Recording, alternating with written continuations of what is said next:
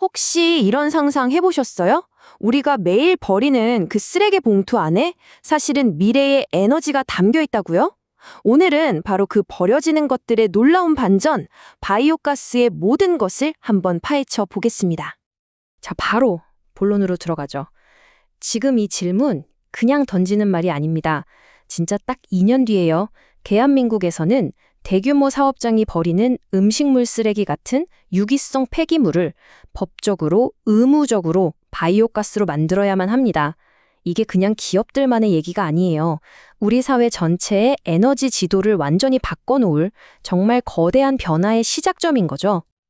네, 이 거대한 변화의 가장 중심에 바로 바이오가스가 있습니다.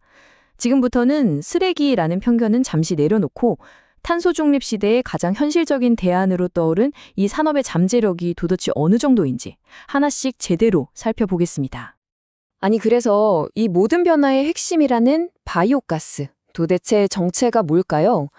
이름은 뭐 들어본 것 같은데 정확히 뭔지는 좀 낯선 분들도 많을 거예요. 지금부터 그 개념 확실하게 잡아드릴게요. 이거 정말 간단해요. 여기 보시면 바이오가스는 음식물 쓰레기나 가축 분뇨 같은 유기물 쓰레기가 산소가 없는 상태, 이걸 전문 용어로는 혐기성 상태라고 하는데요. 아무튼 이 상태에서 미생물에 의해 분해될 때 자연스럽게 나오는 가스입니다. 말 그대로 생물, 즉 바이오가 만들어내는 가스다, 뭐 이런 거죠. 이 부분이 진짜 흥미로운데요. 바이오가스의 성분을 한번 뜯어보면 절반 이상이 바로 메탄입니다. 우리가 천연가스의 주성분으로 알고 있는 바로 그 메탄 말이에요. 바로 이게 바이오가스가 엄청난 에너지가 될 수 있는 핵심인 거죠. 그렇다면 이 변신 과정은 어떻게 이루어질까요? 딱 4단계로 아주 명확하게 정리할 수 있습니다. 먼저 음식물 쓰레기 같은 유기성 폐기물을 모아서 한 곳에 넣고요. 이걸 산소 없이 분해시켜요. 그럼 여기서 바이오가스가 나오겠죠? 마지막으로 이 가스를 아주 깨끗하게 정제해서 우리가 쓰는 도시가스랑 성분이 거의 똑같은 바이오메탄으로 업그레이드하는 겁니다. 이 바이오메탄은 난방이나 발전에 쓸 수도 있고 심지어 자동차 연료로도 바로 사용할 수 있어요. 진짜 말 그대로 쓰레기가 도시가스로 자동차 연료로 변신하는 거의 뭐 마법 같은 과정인 거예요. 자, 이렇게 놀라운 잠재력을 가진 바이오가스 기술. 이게 그냥 실험실 수준의 이야기일까요?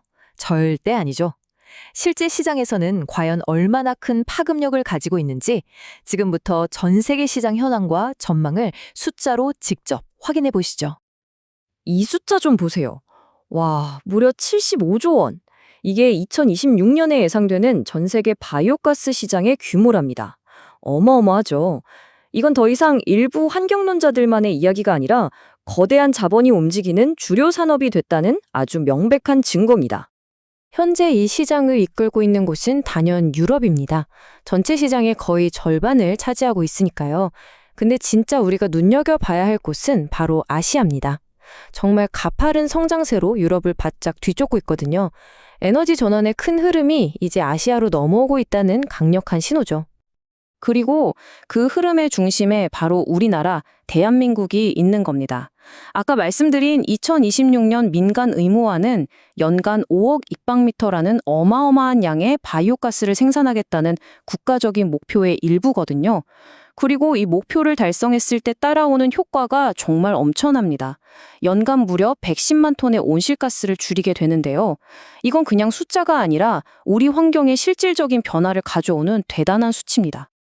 이렇게 시장이 커지고 있다면 그럼 당연히 이 안에서 돈을 버는 사람들도 있겠죠? 그렇다면 이 산업 구체적으로 어떻게 구성되어 있을까요? 지금부터 쓰레기를 그야말로 황금으로 바꾸는 3단계 공식을 자세히 들여다보겠습니다. 바이오가스 산업은요, 아주 간단하게 딱 3부분으로 나눌 수 있어요. 첫째, 원료를 공급하는 업스트림, 축산 농가나 음식물 처리 시설 같은 곳들이 여기에 해당하겠죠. 둘째, 실제로 바이오가스를 만들고 깨끗하게 정제하는 시설과 기술, 이걸 미드스트림이라고 하고요.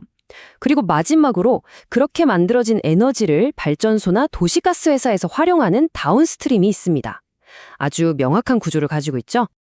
바로 이 명확한 산업 구조 안에 투자자들이 왜 이 시장에 열광하는지 그 비밀이 숨어 있습니다.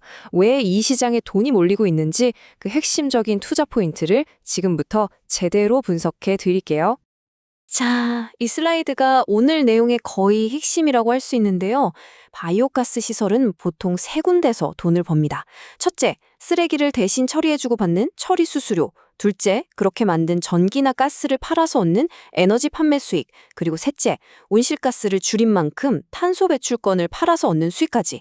그러니까 이 세 군데에서 돈이 계속 들어오는 아주 안정적인 구조 덕분에 투자자들 눈에는 이게 정말 매력적으로 보이는 거죠. 여기 이 문장이 모든 걸 설명해 줍니다. 정부가 생산 목표를 딱 정해놓고 이걸 못 지키면 과징금을 내라고 하거든요. 그러니까 기업들 입장에서는 관련 시설에 투자하는 게 이제는 선택사항이 아니라 생존을 위한 필수가 되어버린 셈입니다.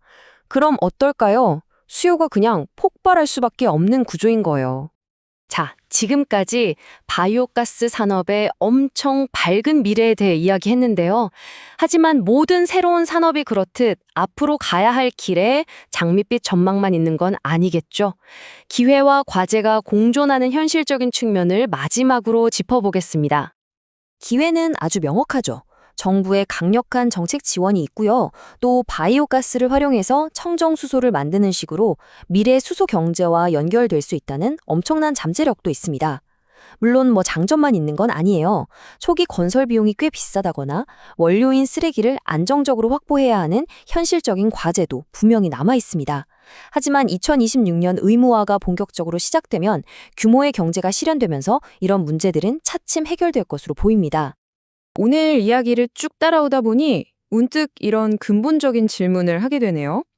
우리가 매일 무심코 버리는 그 많은 것들, 과연 정말로 버려지는 것일까요? 어쩌면 그것은 우리가 아직 발견하지 못한 가장 가까운 곳에 있는 소중한 자원일지도 모릅니다. 다시 한번 생각해 볼 문제인 것 같습니다.